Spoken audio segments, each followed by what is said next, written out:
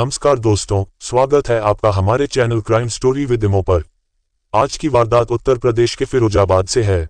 Video को पूरा आखिरी तक जरूर देखें। तो चलिए कहानी शुरू करते हैं। 8 अगस्त 2019 को फिरोजाबाद के मोहल्ला नया रसूलपुर में करीब 11:30 बजे सौरभ गुप्ता डॉक्टर दीपक गुप्ता के मकान पर पहुंचे। दरअसल सौरभ गुप्ता डॉक्टर दीपक के बेहद करीबी दोस्त थे, इसीलिए वह उनसे मिलने के लिए उनके घर आए थे। सौरभ गुप्ता जब डॉक्टर दीपक के घर पहुंचे तब उनके होठों पर मुस्कुराहट थी। जिस गली में डॉक्टर गुप्ता का घर था उस गली में हर दिन की तरह लोगों की आवाजाही थी और सभी लोग अपने अपने कार्यों में व्यस्त थे। इसके बाद सौरभ ने डॉक्टर दीपक गुप्ता के घर का दरवाजा खटखटाया, लेकिन किसी ने भी दरवाजा नहीं खोला और न ही अंदर से कोई आवाज आई। इस पर सौरभ ने दरवाजे को थोड़ा सा धक्का दिया तो अचानक दरवाजा खुल गया। सौरभ ने देखा कि दरवाजे के अंदर डॉक्टर दीपक का 2 साल का बेटा दिविज खड़ा था। सौरभ ने देखा कि उसके दोनों हाथ और कपड़े खून से रंगे हुए थे और घर में बिल्कुल सन्नाटा छाया हुआ था। लेकिन जैसे ही सौरभ किसी अनहोनी की आशंका के चलते घर के अंदर गए तो वहां का दृश्य देखकर सौरभ के होश उड़ गए। उनके सामने डॉक्टर दीपक की 70 वर्षीय मां शिवदेवी का शव पड़ा हुआ था। इसी घबराहट में जब सौरभ की नजर कमरे में गई तो वहां पर डॉक्टर दीपक के बड़े भाई डॉक्टर अमित की 35 वर्षीय पत्नी रानी गुप्ता की खून से लथपथ लाश पड़ी थी और चारों ओर खून फैला हुआ था। यह मंजर देखकर सौरभ का कलेजा कांप उठा और उनके मुंह से चीख निकल गई। इसी बीच 2 साल का मासूम दिविज घर के दरवाजे से बाहर निकल गया। डॉक्टर के घर के पास में ही चूड़ी का कारखाना था। उस कारखाने में लोग काम कर रहे थे। चूड़ी के गोदाम पर बैठे रामू गुप्ता की नजर दिविज पर पड़ी तो उसके हाथों और कपड़ों पर खून देखकर उन्हें लगा कि शायद बच्चे को गिरने से चोट लग गई है। उन्होंने दिविज को गोद में उठाया और उसकी चोट तलाशने लगे, लेकिन तभी सौरभ चीखते चिल्लाते हुए घर के बाहर आया। उसके शोर मचाने पर आसपास के लोग भी वहां पर पहुंच गए। डॉक्टर गुप्ता के घर के बाहर एकत्र लोगों को लगा कि शायद बदमाश हत्या करने के बाद छत पर चढ़कर पीछे के रास्ते से फरार हो गए होंगे। इसी आशंका के चलते कुछ लोग लाठी डंडे लेकर मकान की छत पर गए, लेकिन वहां पर उन्हें कोई भी नहीं मिला। यह मकान शहर के नामचीन बाल रोग विशेषज्ञ डॉक्टर एल.के. गुप्ता का पुश्तैनी मकान था, जिसमें उनके तीसरे नंबर के भाई डॉक्टर दीपक गुप्ता अपनी पत्नी दीप्ति गुप्ता और बेटे के साथ रहते थे। उनके दूसरे नंबर के भाई अमित गुप्ता अपनी पत्नी रानी और मां शिवदेवी के साथ रहते थे, जबकि खुद डॉक्टर गुप्ता अपने परिवार और बूढ़े पिता डॉक्टर वेद प्रकाश के साथ शहर के ही मोहल्ला नई बस्ती में रहते थे। सौरभ ने फोन करके इस घटना की जानकारी डॉक्टर दीपक गुप्ता और उनके बड़े भाई डॉक्टर एल.के. गुप्ता को दे दी। साथ ही उन्होंने इस घटना की सूचना रसूलपुर के थाना प्रभारी को भी देने की कोशिश की, लेकिन उनका फोन बंद था। इसके बाद उन्होंने 100 नंबर पर भी कॉल की, लेकिन कई बार नंबर डायल करने के बाद भी कॉल रिसीव नहीं हुई।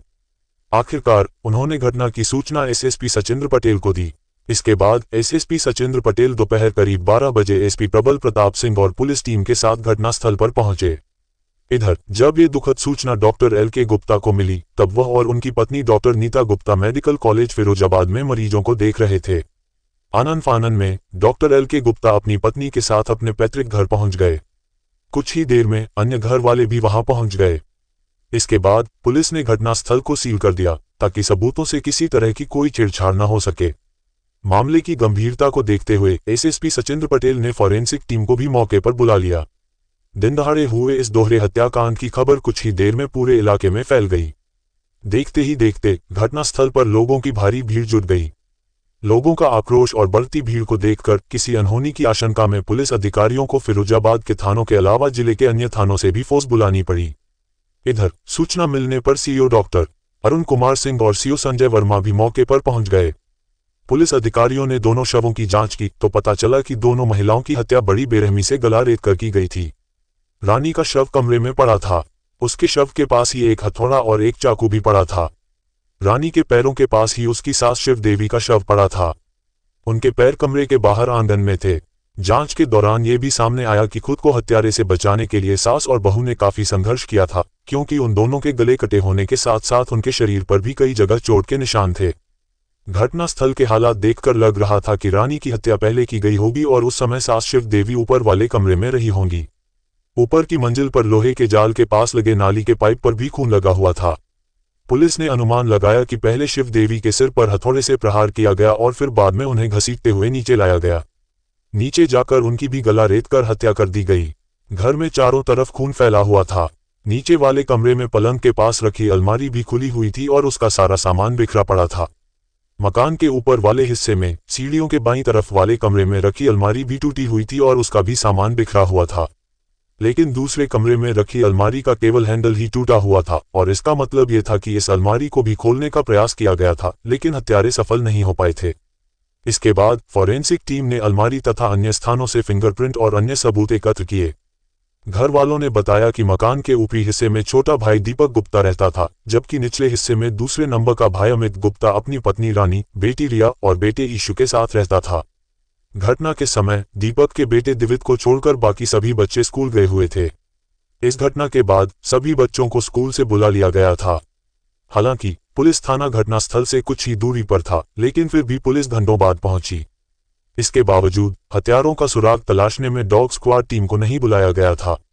इसलिए स्थानीय लोगों ने फोन करके यह बात विधायक मनीष असीजा को बताई। उस दिन वह लखनऊ में थे, लेकिन घटना की जानकारी मिलने पर उन्होंने इसके बारे में गृह सचिव और डीजीपी को बताया। डीजीपी तक मामला पहुंचने के बाद दोपहर लगभग 2 बजे आईजी सतीश गणेश अपने साथ डॉग स्क्वाड की टीम लेकर मौके वारदात पर पहुंचे, लेकिन उस समय तक उस गली के अंदर और घटनास्थल पर सैकड़ों लोग आ जा चुके थे। इसलिए खोजी कुत्ता भी हत्यारे के बारे में कोई भी सुराग नहीं दे सका। लोगों के अंदर इस बात को लेकर आक्रोश था कि घटनास्थल से थाना मात्र 300 मीटर की दूरी पर है। इसके बावजूद पुलिस सूचना देने के आधे घंटे बाद घटनास्थल पर पहुंची। गुस्साए लोगों को एसएसपी सचिंद्र पटेल ने भरोसा दिलाया कि इस जघन्य हत्याकांड का खुलासा शीघ्र ही कर दिया जाएगा। ये रसूलपुर थाना क्षेत्र का मामला है, जिसमें पुलिस ने डॉग स्क्वाड और फॉरेंसिक टीम की जांच पूरी होने के बाद दोनों शवों को पोस्टमार्टम के लिए जिला हॉस्पिटल भेज दिया। एसएसपी सचिंद्र पटेल ने हत्यारे के शहर से बाहर भागने की संभावना को देखते हुए पुलिस को railway station, roadways bus stand तथा प्राइवेट बस स्टैंड पर भी चेकिंग करने के आदेश दिए। देखने से ऐसा लग रहा था कि इस वारदात को अंजाम देने वाले बदमाशों को पहले से ही घर की पूरी जानकारी थी कि सुबह के समय घर पर कौन कौन रहता है, क्योंकि मृतक रानी की बेटी रिया 10वीं कक्षा की और बेटा ईशु 8वीं कक्षा का छात्र था। गुरुवार को दोनों सुबह सुबह स्कूल चले गए। सुबह 9 बजे डॉक्टर दीपक गुप्ता रामनगर स्थित स्वास्थ्य केंद्र पर थे।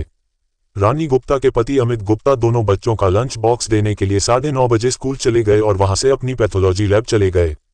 घटना के समय घर पर रानी, उसकी सास शिवदे और डॉक्टर दीपक गुप्ता का 2 साल का बेटा विदित था।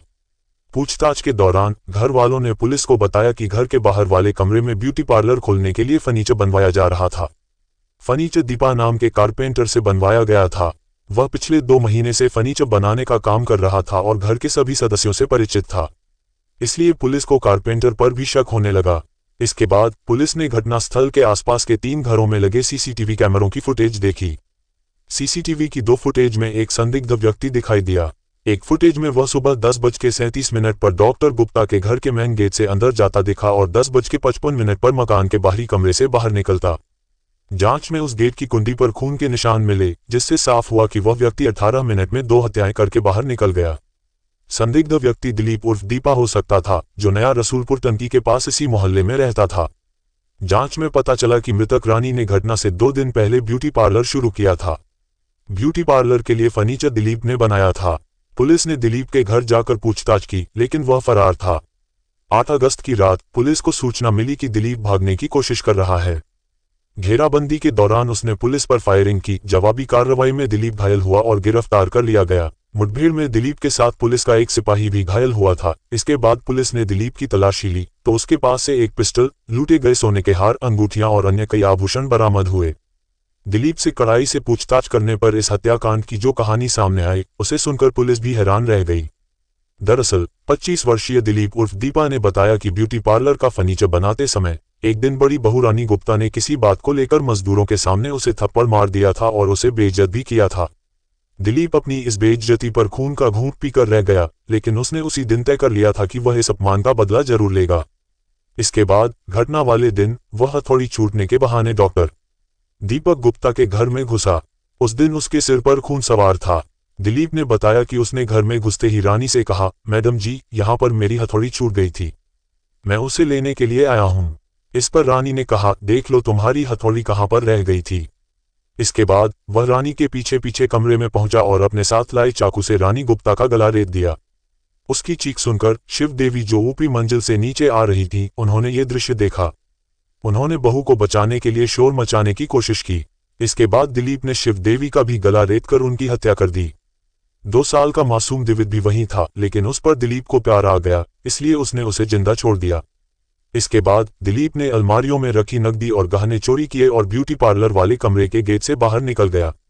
हत्या के समय सास और बहू द्वारा अपने बचाव के लिए किए गए संघर्ष के दौरान दिलीप के हाथ की एक उंगली भी कट गई थी। इस घटना को अंजाम देने के बाद दिलीप ने अपनी दुकान के पास एक क्लिनिक में जाकर उंगली पर पट्टी कराई। किराए के मकान में पत्नी रोनी और 2 बच्चों के साथ रहने वाला दिलीप गुरुवार सुबह घर से अपनी दुकान पर गया था, लेकिन फिर अचानक उसके मन में रानी द्वारा मारे गए थप्पड़ का बदला लेने की भावना पैदा हुई और मात्र 18 मिनट में उसने इस वारदात को अंजाम दे दिया। इस दोहरे हत्याकांड को अंजाम देने के बाद दिलीप कुछ देर बाद फिर से घटनास्थल पर पहुंचा। वहां वह अपनी शर्ट उतारकर गुस्साई भीड़ में शामिल हो गया। इस बीच वह पुलिस की जांच को भी देख रहा था। इस दौरान जब कई लोगों ने मोबाइल फोन से घटनास्थल के फोटो खींचे और वीडियो बनाए, तो उन फोटोज और वीडियोज में दिलीप भी खड़ा हुआ दिखाई दे रहा था। लेकिन जब सोशल मीडिया पर उसकी फोटो वायरल हुई, तब लोगों को उसके बारे में पता चला। लेकिन तब तक दिलीप अपने दोनों बच्चों को स्कूल से घर छोड़कर फरार हो चुका था। पुलिस ने गोली लगने से घायल हत्या आरोपी दिलीप तथा सिपाही कन्हैया लाल को उपचार के लिए फिरोजाबाद के मेडिकल कॉलेज में भर्ती कराया।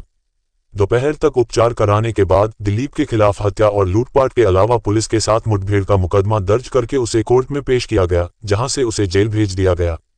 और इस तरह बदले की आग में दिलीप उर्फ दीपा इस कदर अंधा हो गया था कि उसने रानी से बेइज्जती का बदला लेने के लिए रानी गुप्ता और उसकी सास शिवदेवी की बड़ी ही बेरहमी से हत्या कर दी। अगर रानी गुप्ता ने किसी बात से नाराज होकर उसे थप्पड़ मार भी दिया था, तो वह समझ सकता था कि वह उम्र में उससे बड़ी है।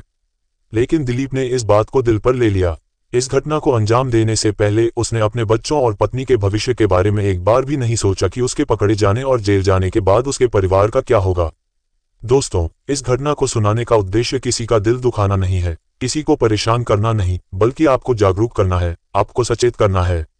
दोस्तों, इस पूरी घटना के बारे में आपकी क्या राय है? कमेंट बॉक्स में जरूर बताएं। और वीडियो पसंद आई हो तो वीडियो को लाइक करते हुए शेयर भी करें, ताकि देश में हो रही ऐसी घटनाओं से और भी लोग सावधान हो सकें। अगर आपने अब तक हमारे चैनल क्राइम स्टोरी विद इमो को सब्सक्राइब नहीं किया है, तो सब्सक्राइब जरूर कर लें। धन्यवाद।